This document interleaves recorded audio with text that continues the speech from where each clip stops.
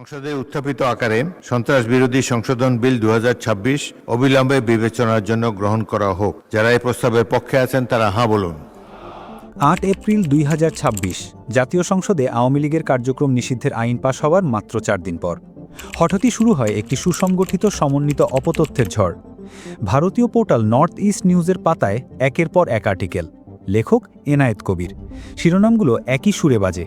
সেনা জেনারেলদের গভীর রাতের টেলিকনফারেন্স, শেখ হাসিনাকে ফাঁসানোর ষড়যন্ত্র, জুলাই অগস্টের হত্যাকাণ্ডের পেছনে অবসরপ্রাপ্ত সেনা কর্মকর্তারা।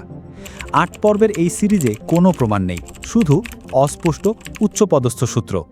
কিন্তু এই গল্প শুধু ইংরেজিতে থেমে থাকেনি।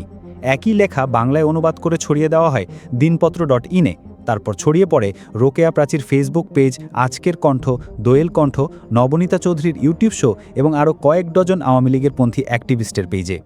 জায়েদ ওয়াহেদ, হাজরত হাসান, মাসুদা ভাট্টি, নিঝুম মজুমদার সবাই একই সুরে গাইছেন। একটি সুস্পষ্ট নেটওয়ার্ক। উৎস নর্থ ইস্ট নিউজ, পরিবেশক দিনপত্র ও আওয়ামী লীগের পেইড ইনফ্লুয়েন্সাররা।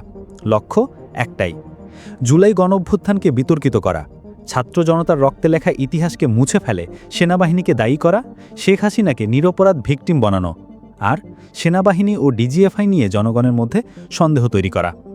এনায়েত কবির নিজেই ১৪ এপ্রিল নবনীতা চৌধুরীর ইউটিউবে এসে এই প্রোপাগ্যান্ডার প্রচার করেছেন। চন্দন নন্দীর সঙ্গে মিলে বছরের পর বছর ধরে বাংলাদেশ সেনাবাহিনীর বিরুদ্ধে বিষ ছড়িয়ে যাওয়া এই নেটওয়ার্ক এখন আওয়ামী লীগের শেষ অস্ত্র হয়ে উঠেছে। কিন্তু সত্য কখনো ছায়া লুকিয়ে থাকে না। জুলাই ২০২৪ ছিল জনগণের অভ্যুত্থান। ১৪০০ শহীদের রক্ত কোনো সেনা জেনারেলের টেলিকনফারেন্সে লেখা হয়নি। এটা ছিল দীর্ঘ ১৫ বছরের ফ্যাসিবাদের বিরুদ্ধে জনতার গর্জন। এই প্রোপাগ্যান্ডা শুধু অতীত বিকৃত করছে না, ভবিষ্যতের জন্যও বিষ তৈরি করছে। জনগণের সতর্কতাই এখন একমাত্র প্রতিরোধ। সত্যকে চিনুন, মিথ্যাকে ছড়াতে দেবেন না।